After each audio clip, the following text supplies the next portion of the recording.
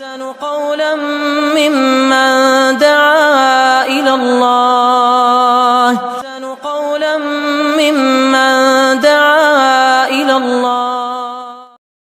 الحمد لله رب العالمين، وأصلي وأسلم على أفضل الصلاة وأتم التسليم سيدنا محمد وعلى آله وصحبه أجمعين. أما بعد، السلام عليكم ورحمة الله وبركاته. Ngayon ay ibabahagi na naman natin ang isa sa mga kwento na bababasa natin sa Quran, sa pinakagitna ng Quran, sa Surah Al-Kahf. At ito po ay mababasa natin sa verse o aya na ika-9. 9 na aya mula sa Surah Al-Kahf.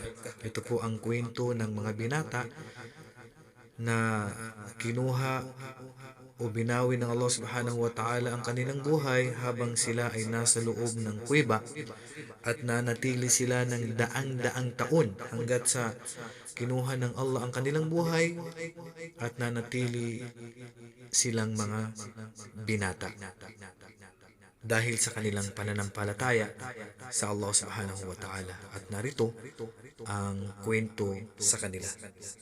Akin pong ikukwento ngayon, insyaAllah, ang kwento ng mga binata.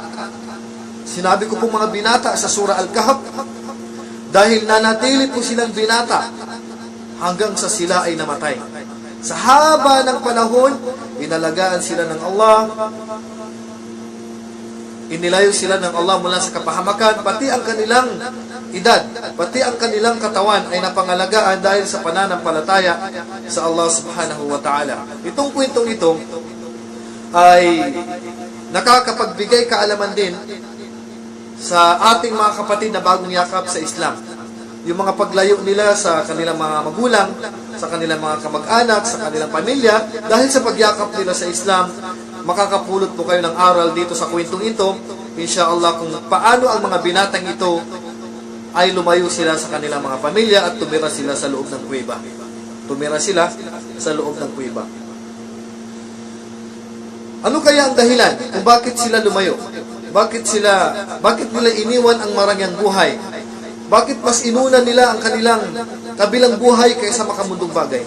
Minsan kasi mga kapatid nating mga Pilipino, yung mga bagong pasok sa Islam, minsan nagdadalawang isip sila, ano bang unahin nila? Makamundong bagay, iniisip niya yung pamilya niya, iniisip niya yung asawa niya, iniisip niya yung kayamanan niya, hindi niya iniisip yung religion, yung kanyang kabilang buhay. Kaya mayroon sa ating mga kapatid na pumapasok sa Islam dahil sa mas inunang makamundong bagay, sila ay bumabaliktad. Ipinagpalit nila ang kanilang kabilang buhay sa makamundong bagay. So ngayon ay kukwento ko sa inyo ang mga binatang ito. Sabi ng Allah, Am hasibta anna ashabal kahfi war-raqim kanu min ayatina ajaba. Am hasibta anna ashabal kahfi.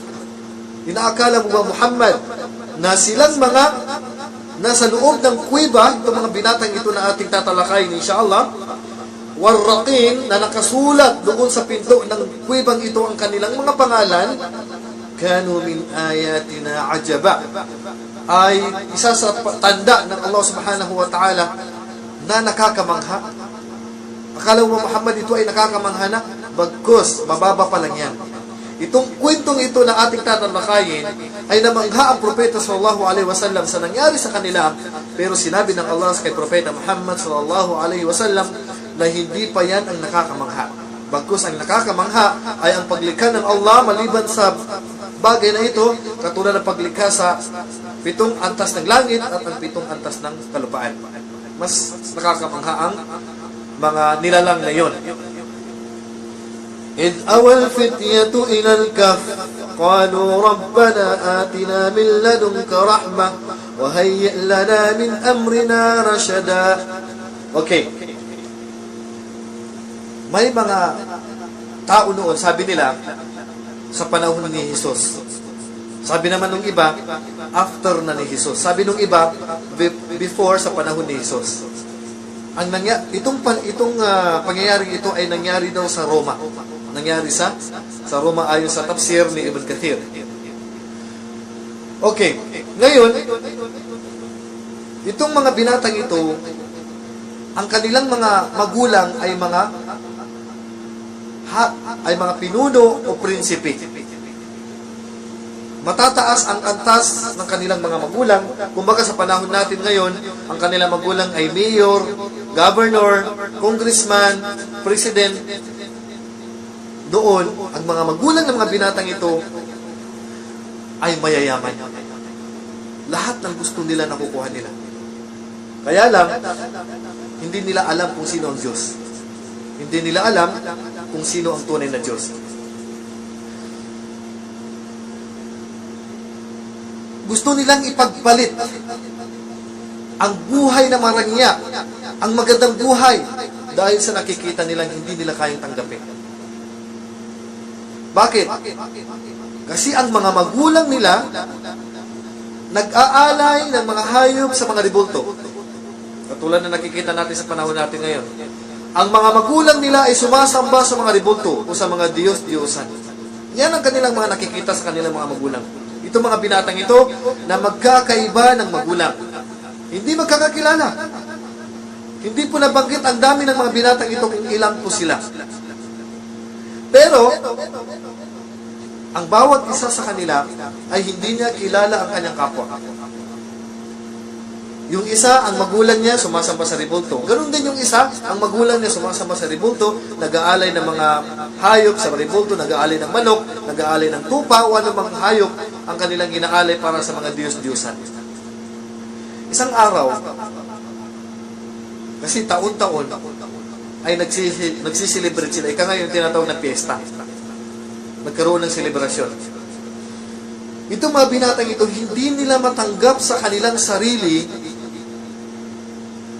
na yung mga magulang nila, yung nakagisnan nila, sumasamba sa ribulto at nag-aalay ng mga Diyos sa kanilang mga Diyos-Diyosan.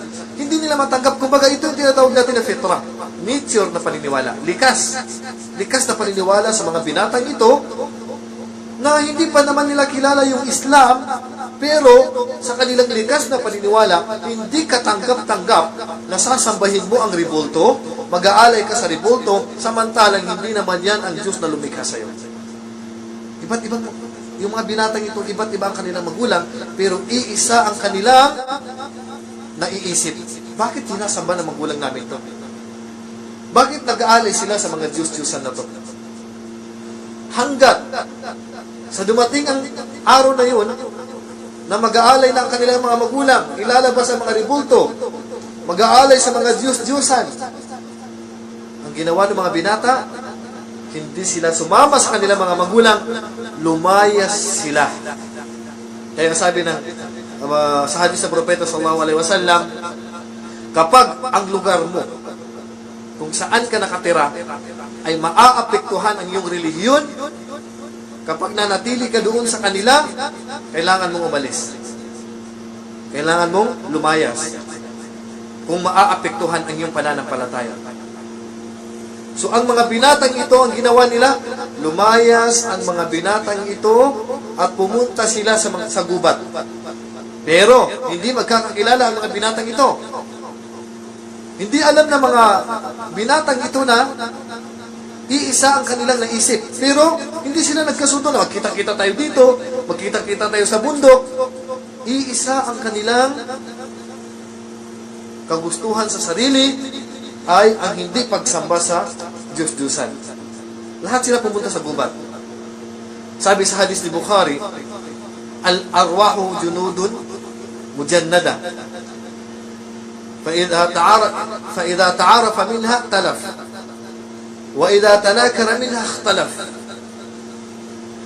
Ang ating kaluluwa, kapag iisa ang pananampalataya, ang ating kaluluwa, kapag iisa ang ating pananampalataya, magsasama tayo. Magkakaisa tayo. Pag magkaiba ang ating pananampalataya, kahit pilitin mong magsama yan, hindi yan magkakaisa. Tandaan nyo yan. Sa bahay, pag magkaibang religion nyo, hindi talaga kayo magkasunod. Sa loob ng bahay, sa pamamalakad, sa mga gawain, hindi kayo magkasundo. Minsan nga, pag sa Manila, pag mag-a-apply ka, tapos ikaw ay Muslim, hindi ka tatanggapin sa mga agency, hindi ka tatanggapin sa mga trabaho sa Manila. Bakit? Lalo na pag nalaman nilang Muslim ka. Lalo na pag nalaman nilang Muslim ka. Kasi, yung Muslim, yung pananampalataya, kapag pareho kayo ng pananampalataya, magkakaroon ng pagmamahal, magkakaroon ng habag. Pero pag magkaiba kayo ng pananampalataya, ang tingin niya sa'yo kalaban. Ang tingin niya sa'yo parang masama ka. Samantala, hindi nila maintindihan na ang Islam ay pagsamba lamang sa nag-iisang Diyos at hindi gumagawa ng kasamaan. Nung pumunta sila sa gubat, bawat isa sa kanila umupo sa ilalim ng puno. Hindi alam ng bawat isa na yung kasama niya na pumunta rin sa ilalim ng puno, iisa ang kanilang layunin. Umupo ang isa sa ilalim ng puno, yung isa umupo sa ilalim ng puno, yung isa umupo sa ilalim ng puno. Galing sila sa kanilang mga iba't ibang magulang dahil sa araw na yan, kasi taon-taon, nagsiselebrate sila, nagkakaroon sila ng piyesta, naipon sila doon sa ilalim ng puno, lumayas sila sa kanilang mga magulang, nilayasan nila ang magagandang buhay kasi ang mga magulang nila ay mga prinsipe. Sabi nga sa tafsir ni Ibn Kathir na ang hari sa panahon na yaon, ang hari, ang pangalan niya ay Siddiqianus. Ang hari sa panahon na yaon ay Siddiqianus. Kumbaga, ang kanyang kautusan ay pagsamba sa mga Diyos-Diyosan. So, nung maipon sila sa ilalim ng puno, hindi alam ng bawat isa, walang pagkakasundo. Walang kasunduan na, alam mo, mag-teksan. Okay bro, kita tayo sa bugubat, kita tayo sa ilalim ng puno, sa ilalim ng puno. Pero subhanallah mga kapatid, naipon sila sa ilalim ng puno yung mga binata. Ngunit walang kasunduan, walang tawagan, walang text. Bakit sila naipon doon sa ilalim ng puno? Dahil sa isang bagay lang, dahil sa tauhid. Dahil sa pagsamba sa kaisahan sa Allah subhanahu wa ta'ala. Mayroon silang likas na paniniwala. Nature na paniniwala. Na walang Diyos na karapat-dapat sambahin, kundi isa lang at Diyos na wala pang nakakita.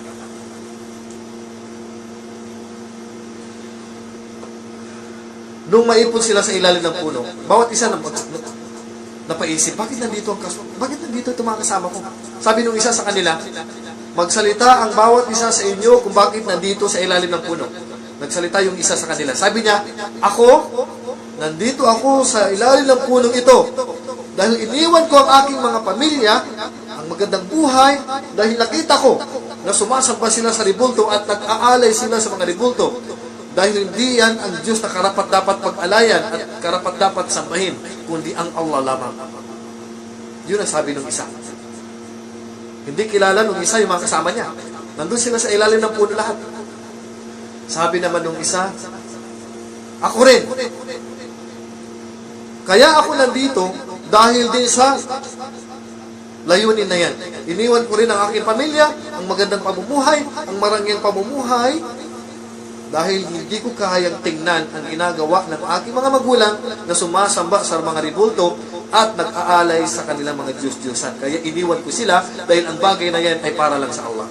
So lahat sila ganoon ang sinabi. Kaya sinabi ng Allah, إِذْ أَوَى الْفِتْيَةُ إِلَى الْكَهْفِ فَقَالُوا رَبَّنَا آتِنَا مِنْ لَدُنْكَ رَحْمَةً وَهَيِّئْ لَنَا مِنْ أَمْرِنَا رَشَدًا. Dahil sa pagmamahal ng Allah sa kanila, para bang may bumulong sa kanilang sarili na pumunta sila sa loob ng kuweba. Pumunta sila sa loob ng kuweba. Pagdating nila sa loob ng kuweba, sila ay nanalangin sa Allah. Ano sabi nila? فَقَالُوا رَبَّنَا آتِنَا مِنْ لَدُنْكَ رَحْمَةً وَهَيِّئْ لَنَا مِنْ أَمْرِنَا رَشَدًا. Ya Allah! Ngunit walang nagturo sa kanila. Walang nagturo sa kanila na pinaliwanag ang Islam.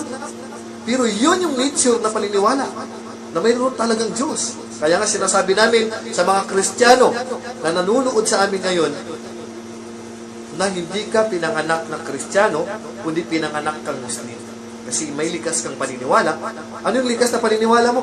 Naniniwala ka na may nag-iisang Diyos. Ito yung ginawa ng mga binatang to.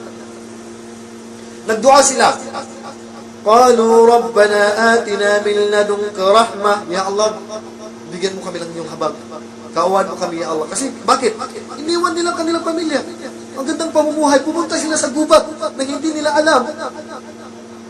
Yung nasa puso nila, kumbaga yung puso nila, dinala sila ng kanilang puso sa gubat dahil sa pananampalataya nila, yung likas na paniniwala nila na mayroon talagang Diyos na dapat sambahin. Walang nag-order sa kanila, walang nagdakwa sa kanila. Mismo ang kanilang puso ang nagdakwa sa kanila. Pumunta kayo sa malayong lugar, iwan niyo ang pamilya niyo, huwag kayong sumama sa mga magulang niyo na sumasamba sa mga ribulto. وَهَيِّئْ لَنَا مِنْ أَمْرِنَا رَشَدًا. Humiling sila sa Allah, humingi sila sa Allah ng gabay sa kanilang ginagawa, sa kanilang ginawa. Kaya, mayroon bumulong sa kanila na pumunta sa loob ng kuweba. Pagdating nila sa kuweba, siyempre nasa loob na sila ng kuweba. Biruin mo kapatid, iniwan mong magulang mo, pupunta ka sa loob ng kuweba, hindi mo alam kung ano mangyayari sa'yo doon. At mayroon silang kasamang isang aso. Nabanggit dito sa Quran na mayroon silang kasamang aso. May aso silang kasama. Itong mga binatang ito. Dahil sa pagmamahal sa kanila ng Allah, anong sabi ng Allah? فَضَرَبْنَا عَلَىٰ آذَانِهِمْ فِي الْكَهْفِ سِنِينَ عَدَدًا. Tinakpan namin, sabi ng Allah, ang kanilang mga tenga hanggat sa nakatulog sila ng mahabang oras? Mahabang araw? Hindi. Mahabang taon. Pinatulog sila ng Allah ng mahabang taon. 100 of years. Pinatulog sila ng Allah. Bakit? Dahil sa pagmamahal nila sa Allah, dahil sa tauhid, hindi sila pinabayaan ng Allah. Ibig sabihin kapatid, huwag kang mag-alala. Ang iyong biyaya, ang iyong pagkain, ang iyong asawa na hindi Muslim, ang iyong pamilya na hindi Muslim, na ipinagtaboy ka dahil sa pananampalatayang Islam, huwag kang mag-alala. Papalitan sila ng Allah na mas mag-inam sa iyong iniwan. Papalitan sila ng Allah. Itong mga binatang ito, iniwan nila ang magandang buhay, ang kanilang mga magulang, ang kanilang pamilya. Para saan? Para lang sa Allah subhanahu wa ta'ala. Ito, ayon sa science, sabi ng mga scholars natin, bakit tainga ang tinakpan ng Allah sa mga binatang ito? Bakit tainga?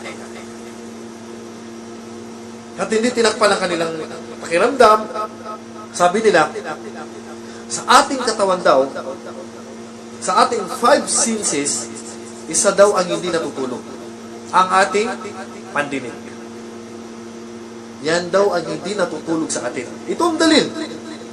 Ito ang dalil sa Quran, sa Surah Al-Kahf. Ano sabi ng Allah? فَضَرَبْنَا عَلَىٰ آذَانِهِمْ. Tinakpan namin, sabi ng Allah, ang kanilang mga tainga. فِي الْكَهْفِ سِنِينَ عَدَدًا. At nakatulog sila sa loob ng kuweba ng napakahabang taon. Ang tinakpan ng Allah sa kanila ang kanilang tainga. Kapag pala nakatakip ang tainga mo, mahirap kang magising. Pagkatapos nun, ثُمَّ بَعَثْنَاهُمْ لِنَعْلَمَ أَيُّ الْحِزْبَيْنِ أَحْصَىٰ لِمَا لَبِثُوا أَمَدًا. Pagkatapos nilang matulog sa loob ng kuweba, take note mga kapatid, nasa loob na sila ng kuweba ngayon, iniwan nila ang kanilang pamilya, hindi nila alam kung anong mayroon sa kanila, mangyayari sa kanila sa loob ng kuweba, may kasama silang aso. Pagkatapos ay, ثُمَّ بَعَثْنَاهُمْ. Pagkatapos ay gigisingin sila ng Allah. Pababangunin sila ng Allah. لِنَعْلَمَ أَيُّ الْحِزْبَيْنِ. Para malaman ng grupo sa kanila, أَحْصَىٰ لِمَا لَبِثُوا أَمَدًا. Para matanong ng bawat isa sa kanila kung gaano katagal silang natulog sa loob ng kuweba. Pinatulog sila ng Allah, pero hindi nila alam kung gaano katagal ang kanilang pagtulog sa loob ng kuweba. Hindi nila alam. Kaya nga tinawag na Surah Al-Kahf. Ito po yung Ashabul Kahf. Sila po, itong kwento natin ngayon. Ano sabi ng Allah pagkatapos nun? نحن نقص عليك نبأه بالحق. Muhammad, katotohanan ikukwento namin sa iyo ang kwento tungkol sa kanila ng katotohanan. Tunay, katotohanan ay kukwento namin sa iyo, Muhammad. Ito mga kwento ng mga binatang ito. Innahum fityatun amanu bi rabbihim wazidnahum huda. Innahum fityah. Mga binata. Katotohanan sila ay mga binata na nanampalataya sa Allah subhanahu wa ta'ala, wazidnahum huda, at dinagdagan namin ang kanilang gabay. Ginabayan namin, sabi ng Allah subhanahu wa ta'ala, ginabayan namin sila. Pinili sila ng Allah para gabayan. وَرَبَطْنَا عَلَى قُلُوبِهِمْ إِذْ قَامُوا فَقَالُوا رَبُّنَا رَبُّ السَّمَاوَاتِ وَالْأَرْضِ لَن نَّدْعُوَ مِن دُونِهِ إِلَٰهًا لَقَدْ قُلْنَا إِذًا شَطَطًا. Itinanim sa kanilang puso ang pananampalataya, kaya sila ay nagdua sa Allah, O Panginoon ng kalangitan at kalupaan, lan nad'uwa min dunihi ilaha. Kailanman hindi kami mananalangin o sasamba sa mga Diyos na maliban sa Allah. Laqad qulna idan shatata. Kapag sasambahin namin yung mga Diyos-Diyosan na yun, mag-aalay kami sa mga Diyos-Diyosan na yun, laqad qulna idan shatata. Katotohanan, nagsabi kami ng kasinungalingan. Walang katotohanan. Bakit namin sasabayin ng Diyos-Diyosan na yan? Ang rebulto na yan. Bakit natin sasabayin ng rebulto ni Jesus? Ang mga Diyos-Diyosan na yan, na hindi naman yan ang tunay na Diyos. Kasinungalingan na sasambahin mo ang ginawa ng kapwa mo, ang tunay na Diyos ang gumawa sa iyo, ang lumikha sa iyo. Ano sabi nila? Haulai qaumun attakhadhu min dunihi aliha. Sabi nila sa kanila mga magulang, sila yung mga tao na ginawa nila ang maliban sa Diyos, maliban sa Allah, na mga Diyos-Diyosan. Laula ya'tuna alaihim bisultanin bayyin. Kapag walang dumating sa kanila na katibayan, faman allamu mimman iftara ala Allah kadiba. Wala nang gumawa na walang katarungan ang taong nagpasinungaling sa Allah. Pinasinungalingan mong Allah, yan ang gawain na pinakawalang katarungan. Ang sasabihin mo, yan ang Diyos. Si Jesus ay Diyos. Si Maria ay Diyos. Si Jehovah ay Diyos. Samantala, walang katibayan at hindi sinabi na sila ay Diyos, kundi ang tunay na Diyos ay ang Allah na lumikha sa ating lahat at nagpadala sa lahat ng sugo at propeta at lumikha kay Jesus sa pamamagitan ni Maria. Subhanallah mga kapatid, itong mga binatang ito, napakahaba ng tulog nila. Inshallah, malalaman natin kung gaano kahaba ang kanilang tulog sa loob ng kuweba. Wa id'tazaltumuhum, at sa oras na iyon ay iniwan nila ang kanilang mga pamilya. Wa ma ya'buduna illa Allah, at ang mga sinasamba ng kanilang mga pamilya, ang mga rebulto iniwan nila kasi sumasamba sila maliban sa Allah. Fa'u ilal kahf, sabi ng Allah sa kanila, pero hindi sila kausap ng Allah. Ibinulong sa kanila ng Allah na pumunta kayo sa kuweba. Yansur lakum rabbukum min rahmatih, at ibibigay sa kanila ng Allah ang kanyang habag. Wa yuhayyi lakum min amrikum mirfaqa, at sasamahan sila ng Allah. Hindi sila pababayaan ng Allah sa loob ng kuweba. Ngayon mga kapatid, nakatulog na sila sa loob ng kuweba. Nakatulog na sila sa loob ng kuweba at ang kanilang aso ay nasa pintuan ng kuweba. Doon, nakapwesto ang kanilang aso at sila naman ay nakatulog na sa loob ng kuweba. Ano sabi ng Allah sa pahabag sa kanila ng Allah? وَتَرَى الشَّمْسِ إِذَا طَلَعَتْ تَزَاوَرُ عَنْ كَهْفِهِمْ ذَاتَ الْيَمِينِ. Alam niyo ba mga kapatid, kapag sisikat ang araw, kasi siyempre alam niyo man yung kuweba na pinasok nila may butas. Kapag sisikat yung araw, hindi sila tatamaan diretso ng sikat ng araw. Anong gagawin ng araw? Tazawaru ang kahfihim dhatal yamin.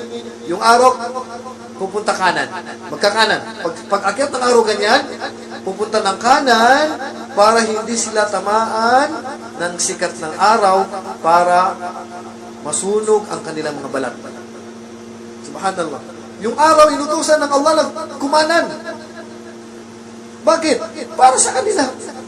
Kasi natutulog sila eh. Kasi ang katawan ng tao, kapag palagi tatamaan ng araw, masusunog. Kaya nga sumisilong ka eh, kapag sobrang init eh. Pero sila, dahil sa pagmamahal sa kanila ng Allah, dahil sa pananampalataya nila sa Allah, yung araw, inutusan ng Allah na kapag sisikat, kumanan ka. Tazawaru anka fi dhat al-yamin. Subhanallah. Tatamaan lang daw sila ng araw, yung araw na vitamins, yun lang ang tatama sa kanila. Hindi sila tatama ng araw ng diretso na masasaktan ang kanilang katawan. Wa idha gharabat taqriduhum dhat al-shimal wa hum fi fajwatin min. Subhanallah. Kapag naman lulubog yung araw, inutusan naman ng Allah na pumunta ka sa kaliwa. Paglubog ng araw ganyan, kumaliwa ang araw para hindi sila tamaan ng paglubog ng araw. Bakit ginagawa ng araw to? Dahil sa kautusan ng Allah. Bakit? Dahil ang mga binatang nasa loob ng kuweba ay nanampalataya sila sa Allah. Walang nagdaawa sa kanila. Dahil sa pagmamahal, pagsamba nila sa Allah, iniwan nilang kanilang pamilya, bagkos, hindi sila pinabayaan ng kanilang pamilya. Ay hindi sila pinabayaan ng Allah. Ibig sabihin, kapatid, huwag kang mag-alala. Kapag iniwan mo ang isang bagay para sa Allah, kaya nga sabi ng propeta sallallahu alaihi wasallam, man taraka shay'an lillah, awwadahu Allahu khairan minhu. Ang sino mang iniwan niya ang isang bagay para sa Allah, huwag kang mag-alala. Papalitan sa iyo ng Allah yan ng mas mahigit pa sa iniwan mo. Iniwan mo anak mo, iniwan mo asawa mo, iniwan mo magulang mo, iniwan mo kayamanan mo, huwag kang mag-alala. Papalitan sa iyo ng Allah yan. Ang propeta nagsabi, at nakita niyang kwentong ito, pinalitan ng Allah na mas mainam. Huwag kang malungkot. Yung pera, yung kayamanan, yung pamilya, kanino nang galing mga yan? Galing sa Allah. Tapos hindi mo kayang iwan para sa Allah. Gagawin mo ang pagsamba sa mga Diyos-Diyosan na hindi naman silang lumikha sa iyo. Huwag kang mag-alala. Ang Allah, kahit anong hingin mo sa Kanya, ibibigay niya. Ibigay mo lang ang karapatan ng Allah, ang sambahin mo siya. Dhalika min ayatillah. Ito ay isa lang sa tanda ng Allah. Sabi ni Ibn Abbas, itong mga binatang ito, natutulog sila, hindi palagi kung nakahiga. Inshallah, babasahin natin mamaya para malaman natin kung bakit hindi nakahiga palagi ang kanilang pagtulog. May yahdillahu fahuwal muhtad. Ang sino mang gabayan ng Allah, yan ang tunay na ginabayan. Wa may yudlil falan tajida lahu waliyan murshida. At ang sino mang iligaw ng Allah, kailanman. Pag sino mang iligaw ng Allah, kailanman wala na makapaggagabay sa kanila. Halimbawa kapatid, inanyayahan mo magulang mo mag-Muslim, inanyayahan mo ang anak mong mag-Muslim, inanyayahan mo ang kapatid mong mag-Muslim. Ayaw niya mag-Muslim, huwag mong pilitin. La ikraha fid din. Walang sapilitan sa relihiyong Islam. Kapag ayaw niya mag-Muslim, huwag mong pilitin. Bakit? Kapag niligaw ng Allah ang tao na yan, kahit gawin mo ang lahat ng bagay, hindi yan gagabayan ng Allah. Kaya huwag kang malungkot. Mga kapatid ko na nanonood, alam ko inaanyayahan niyo ang inyong mga magulang sa Islam, ang inyong anak sa Islam, ang inyong asawa sa Islam, ang inyong kapatid sa Islam, pero ayaw maniwala. Tama? Ayaw sumunod. Tama? Malinaw lang sa kanyang lahat. Pero ano sabi ng Allah? Wa may yudulin. Ang sino mang iligaw, sino mang maligaw, falan tajida lahu waliyan mursida. Kailanman wala kang matatagpuan na makapaggagabay sa kanya kung hindi pahihintulutan ng Allah. Pag hindi yan gagabayan ng Allah, huwag ka malungkot. Ginawa mo lang lahat ng bagay na ipinag-utos sa'yo ng Allah, hindi natin pipilitin ng isang tao na mag-Muslim. Kung ayaw niya mag-Muslim, alhamdulillah, ay parating natin sa kanilang katotohanan. At malalaman na lang nila yan sa kabilang buhay kung sino sa atin ang nasa tamang landas. Kaya huwag kayo malungkot. وَتَحْسَبُهُمْ أَيْقَاظًا وَهُمْ رُقُودٌ. Subhanallah kapatid. Kapag daw dadaan ka sa kanila, doon sa kuweba, kapag daw dadaan ka sa kanila, akala mo sila igising. Sabi ni Ibn Kathir, bubukas ang kanilang mata, tapos pipikit. Bubukas, tapos pipikit ang kanilang mata. وَتَحْسَبُهُمْ أَيْقَاظًا وَهُمْ رُقُودٌ. Akala mo gising sila, yung pala tulog. Bukas, pikit, bukas, pikit ang kanilang mata. Akala mo sila ay gising. وَنُقَلِّبُهُمْ ذَاتَ الْيَمِينِ وَذَاتَ الشِّمَالِ. Paano sila matulog? Kapag nakahiga, pupunta sila sa kanan at pupunta sa kaliwa. Ganun ang tulog nila, ganito. Pagulong-gulong ang kanilang tulog. Sabi ni Ibn Abbas, bakit ginawa ng Allah na pagulong-gulong ang kanilang pagtulog? Bakit? Kasi daw kapag nanatili ang kanilang likod doon sa lupa, kakainin ng lupa ang kanilang katawan. Kakainin ng lupa ang kanilang katawan. Dahil sa habag ng Allah sa kanila, pinagalaw ng Allah ang kanilang katawan pag ganyan. Para hindi kainin ng lupa ang kanilang katawan at hindi sila tuluyang mamatay. وَنُقَلِّبُهُمْ. Ano ibig sabihin ng وَنُقَلِّبُهُمْ? Pinagulong-gulong namin ang kanilang katawan. ذَاتَ الْيَمِينِ, pakanan, وَذَاتَ الشِّمَالِ, pakaliwa. وَكَلْبُهُمْ بَاسِطٌ ذِرَاعَيْهِ بِالْوَصِيدِ. Subhanallah, yung aso nila nakaganyan. Nandun sa pinto, nakaabang. Nakaabang yung aso nila doon sa pinto.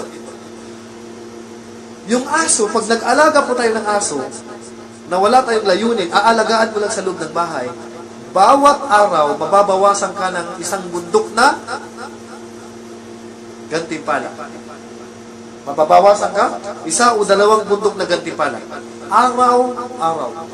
Maliban lang kung ang pag-aalaga mo ng aso ay magbabantay sa pagnanakaw, o ang pag-aalaga mo ng aso ay para sa pangangaso. Pagpunta ng gubat at paghuli ng mga hayop. Kung yun ang layunin mo. Pero yung mga nag-aalaga ng aso para sa kanilang bahay, hindi po pwede yun. Pero dahil sa itong asong to, nakasama niya ang mga binata na mananampalataya, inalagaan din siya ng Allah yung asong to. Napahaba rin ang buhay ng asong to.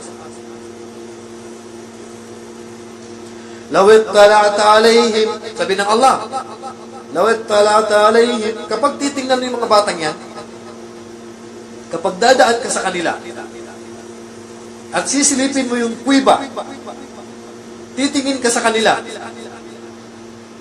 lawallayta minhum firara wala mulita minhum ru'ba. Tingnan yung pagmamahal ng Allah, para hindi sila patayin, para hindi sila saktan, hindi sila malagay sa kapahamakan. Anong ginawa ng Allah sa kanila? Kapag dadaan ka sa kanila, lawit tala'ata alayhim, kapag titingin ka sa kanila, lawallayta minhum firara wa lamulita minhum ru'ba. Matatakot ka sa kanila. Bakit? Bakit ka matatakot yung mga binata yun? Yun ang ginusto ng Allah. Kasi baka mamaya batuhin sila ng mga tao, saktan sila ng mga tao, lapitan sila ng mga tao, pero ang ginawa ng Allah, inalagaan sila na kapag dadaan ka doon sa kanila, titingin ka sa kanila, matatakot ka doon sa kanila. Ayon sa sinabi ng ibang mga ulama, pero walang katotohanan, humaba na daw ang kanilang kuko, humaba na daw ang kanilang mga buhok. So sinabi ng ibang scholar yun, pero sabi ng mga ulama, wala daw katotohanan yun.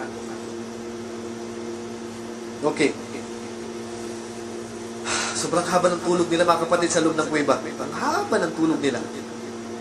Ngayon, alam niyo naman siguro, kapatid, pagkatapos ng programa, pagkatapos ng piyesta, hinanap na sila ng kanilang mga magulang. Nagtanong-tanong na sila, saan yung anak ko? Saan yung anak ko?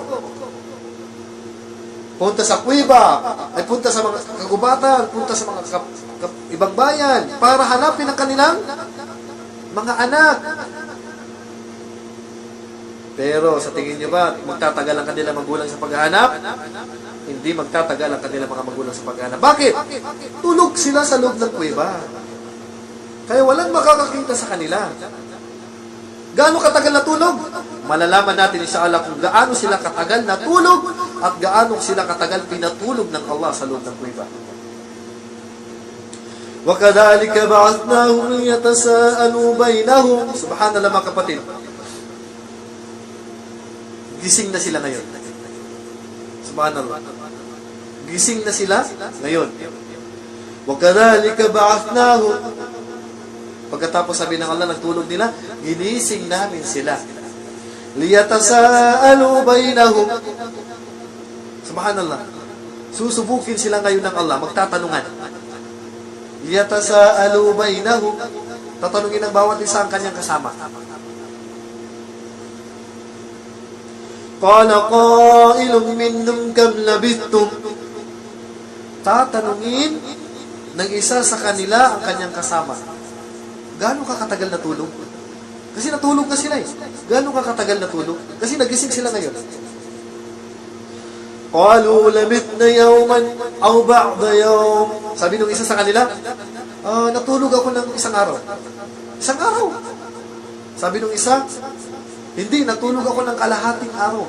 Yun ang kanilang pagkakaalam. Pero, malalaman natin ang sagot mamaya. Bibigyan ko kayo ng clue. 100 years silang natulog. Daang taon silang natulog. Pero ang akala nila, natulog sila kahapon lang. Pinatulog sila ng Allah na ganun katagal. Sa panahon natin ngayon, kung matutulog ang tao ng ilang week, mamamatay pag hindi kumain. Pero sila, pinatulog ng Allah ng 100 years, hundreds of years, pero hindi sila namatay. Bakit? Inalagaan sila ng Allah. Bakit? Dahil sa kanilang pananampalataya sa Allah. Aalagaan ka ng Allah. Basta manampalataya ka na sa Allah. قَالُوا رَبُّكُمْ أَعْلَمُ بِمَا لَبِثْتُمْ. Pero yung isa sa kanila nagsabi, ang Allah ang tunay na nakakaalam kung gaano tayo katagal na tulog sa kuwebang ito. Ano sabi nila? Dahil sa hindi nila alam kailan sila natulog, siyempre gutom na sila, pagising nila, gutom na sila, mayroon silang mga dalang pera noon. Bakit sila tumakas? Bakit sila pumunta sa kuweba? Kasi hinahanap na sila ngayon ng kanilang mga magulang. Sigurado niyang papatayin sila ng kanilang mga magulang kung ang dahilan ng pagtakas nila, paglayo nila sa kanilang pamilya, dahil sa pananampalataya ng kanilang pamilya, papatayin sila. Babatuhin sila. Pero hindi nila alam, yung mga magulang nila na naghahanap sa kanila, matagal nang namatay. Yung kanilang iniwan na mga pagsamba maliban sa Panginoong Allah, wala na. Alam niyo ba yung mga tao sa paggising na nila? Puro mga Muslim na. Puro sumasamba na sa Allah. Pero hindi nila alam kasi nasa kuweba sila. Biruin mo sa tagal ng panahon, hundreds of years natulog sila. Anong malay nila kung sino dadatnan nila sa labas? Halimbawa, kapatid, kung ikaw, patutulugin ng 100 taon, sa tingin mo ba yung pera mo na hawak mo ngayon, yung 100 pesos, yung 500 pesos, sa tingin mo sa loob ng 100 years mula ngayon, yan pa rin ba yung pera na gagamitin? Sigurado ako hindi na yan. Dahil sa pagpapalit-palit ng presidente, papalitan na rin ang pera. Ngayon, meron silang pera, gagamitin nila ngayon pagpunta sa palengke para bumili. Sa tingin niyo ba, tatanggapin ang pera nila ngayon? Yung pera nila ngayon, ang tawag na dyan, antik na. No, antik na ang tawag sa pera nila ngayon. Pero hindi nila alam na yung pera nila, hindi na tatanggapin sa palengke. Kasi mahigit 300 years sila natulog, kapatid. Mahigit 300 years. Mahigit 300 taon natulog. Ngayon, meron silang pera na dala noon, bago sila lumikas, bago sila lumayas, sa kanilang pamilya, meron silang dalang pera. Ngayon, gutom na sila sa pagkatulog nila na mahigit 300 taon, ngayon, gusto nilang bumili at pumunta sa palengke, sigurado, bago ng pera, 300 years na. Pero wala silang alam. Kasi sa loob lang sila ng kuweba, sa loob ng mahigit 300 taon na pinatulog sila ng Allah. Anong sabi ng isa sa kanila? Pab'athu ahadakum biwarqikum hadhihi ila al-Madinah. Okay, ganito. Mayroon tayong silver. Ang pera nila ay silver, pilak. Ang utos tayo ng isa sa atin na pumunta ng palengke para bumili. Siyempre, alam nila, pera nila, malaki ang value ng kanilang pera sa time na yun. فَلْيَنْظُرْ أَيُّهَا أَزْكَى طَعَامًا. Okay. Kapag bibili yung isa sa atin at bibigyan natin ng pera, itong silver, kasi pera noon is dinar at saka dirham, kailangan ang bilhin mong pagkain yung masarap. Kasi gutom na sila eh. Yung masarap na pagkain. فَبَعَثُوا أَحَدَكُمْ بِوَرْكِكُمْ هَذِهِ إِلَى الْمَدِينَةِ فَلْيَنْظُرْ أَيُّهَا أَزْكَى طَعَامًا فَلْيَأْتِكُمْ بِرِزْقٍ مِّنْهُ وَلْيَتَلَطَّفْ. Pero take note. Ano sabi nila sa kanilang kasama? Dahan-dahan. Huwag kang magpapakita. Kasi kapag nalaman ng ating mga magulang na nandito pala tayo, wala yush'aranna bikum ahada. Ingat sa pagpunta sa market, pagpunta sa palengke para bibili ng ating masarap na pagkain, dahan-dahan, baka mahuli ka ng ating mga magulang. Innahum iyadharu alaykum yarjumukum. Kapag nalaman nila at nakita nila tayo, babatuhin nila tayo hanggat sa tayo mamatay. Kasi ang ginagawa nila noon sa mga tao, kapag napatunayan na lumalaban ka sa kanilang gobyerno, binabato ka hanggat sa ikay mamatay. Aw yu'idukum fi millatihim, o kaya ibabalik ka nila sa religion na yun. Halimbawa, nag-Muslim ka, either na babalik ka sa religion nila, o magpapakamatay ka na lang. Walan tuflihu idan abada. Kailanman hindi na kayo magtatagumpay kapag nangyari sa atin. Kaya dahan-dahan ka sa pagpunta ng palengke, sa pagbili ng pagkain. Siyempre, hindi nila alam, yung magulang nila noon na naghahanap sa kanila, sa panahon ni Dikianus, sabi nila, ang king sa time na yan ay si Dikianus, na banggit ni Ibn Kathir, wala na, tapos na. Yung pera nila, hindi nila tatanggapin yan. Pagdating nila sa palengke, siyempre, nakatakip ng mukha yung kasama nila. Nung bibili na ng pagkain, hindi na tinatanggap sa market. Bakit? 300 years ba naman yung pera nila? Matagal na. Ang tawag doon, antique na. Oo, yun ay mga pera na sinaunang panahon na hinahanap na sa kasalukuyan.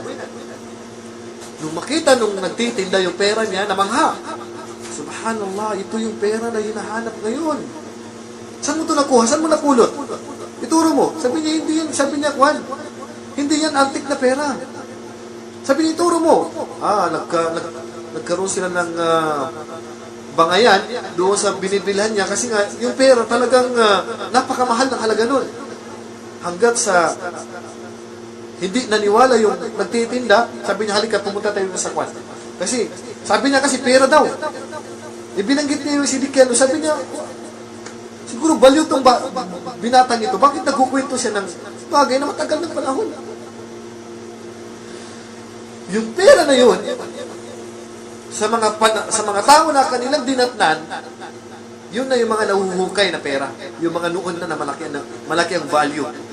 Pero sa akala nila, yun yung pera sa panahon nila, yung parang wala na. Wala na yun. At hindi nila alam na ang mga tao sa time na yan is mga Muslim na. Wala na silang kinatatakutan. Wala na silang kinatatakutan. Tingnan mo, sa pagmamahal sa kalinan ng Allah, pinatulog sila ng Allah. Sa panahon, pinatulog sila ng Allah sa panahon na nagtatambal ang mga tao. Pagkatapos, pinagising sila ng Allah, wala na silang problema. Bakit? Wala na nagtatambal. Katagal na panahon, mahigit 300 taon ang kanilang pagtulog. Nung dalhin sila sa hari, sabi ng hari, huwag kayong matakot. Dahil, ang mga tao dito ay mga Muslim na sumasamba na sa kasama. Pinilit nila yung binata na ituro mo kung saan yung mga kasama mo. saan yung mga kasama mo. Dinala nila doon yung hari, pumunta sila doon. Sabi ng binata, noon nandun na sa labas ng kuiba, sabi niya, maghintay ka muna, pasukin ko muna yung mga kasama ko para mabanggit ko sa kanila at hindi sila mabibigla na may papasok. Pagpasok niya doon at binanggit niya na may mga naghihintay sa labas at nandun yung isang hari, nabanggit niya yung kwento, tinuluyan na sila na Allah na patayin. Tinuluyan na sila ng Allah na patayin. Bakit? Pinatay sila sa pananampalataya sa Allah. Pumasok yung hari kasi hindi na sila makalabas. Pumasok yung hari, nakita ng hari, namatay na sila. Pero, may mga kumakalat ngayon sa YouTube, nagkaroon ng iba't ibang opinion ng mga ulama na matatagpuan daw ang kuwebang ito sa ganitong lugar, wala po. Hindi po yung binanggit. Wala pong dalil na malinaw kung saan matatagpuan ang kuwebang ito. Kaya kung may makikita ka sa YouTube, wala pong katotohanan. Siyempre, may mga tao ang kasamang hari pagpunta sa kuweba. وَكَذَلِكَ عَثَرْنَا عَلَيْهِمْ لِيَعْلَمُوا أَنَّ وَعْدَ اللَّهِ حَقٌّ. At pagkatapos sabi ng Allah, pinakita namin sa kanila, sa mga tao, kung ano ang kakayahan ng Allah na buhayin ang patay. لِيَعْلَمُوا أَنَّ وَعْدَ اللَّهِ حَقٌّ. Katotohanan na ang pangako ng Allah ay katotohanan. وَأَنَّ السَّاعَةَ لَا رَيْبَ فِيهَا إِذْ يَتَنَازَعُونَ بَيْنَهُمْ أَمْرَهُمْ. Katotohanan ng araw ng paghukom ay walang pagdududa na kanilang pinagdidibatihan.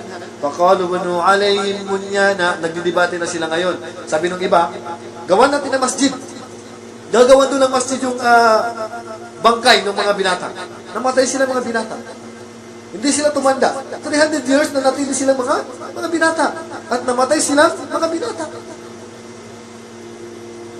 Rabbuhum a'lamu bihim. Ang Allah, Panginoon nilang Allah, ang tunay na nakakalam sa kanila.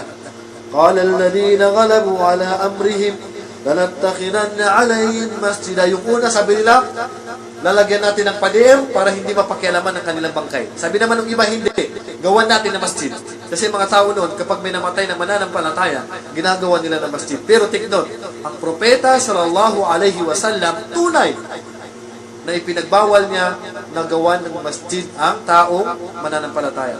Pati ang propeta sallallahu alaihi wasallam, pinagbawal niya gawan siya ng masjid. So ngayon, malalaman na natin kung gaano sila kadami at gaano sila katagal na tulong. Sayaqulun thalathatur rabi'uhum kalbuhum. Sabi nung iba, nag-usap-usap na sila ngayon, yung mga tao. Sabi nila tatlo sila, yung mga binata sa loob tatlo, at ang pang-apat nila ay yung aso. وَيَقُولُونَ خَمْسَةٌ سَادِسُهُمْ كَلْبُهُمْ رَزْمًا بِالْغَيْبِ. Sabi nung iba, lima sila yung binata na yun, at ang pang-anim nila yung aso. Lima sila, at ang pang-anim nila yung aso. Pero yun ay mga haka-haka lamang nila, wala silang matibay na katibayan. Kasi hindi naman nila nakita yung mga binata sa loob. وَيَقُولُونَ سَبْعَةٌ وَثَامِنُهُمْ كَلْبُهُمْ.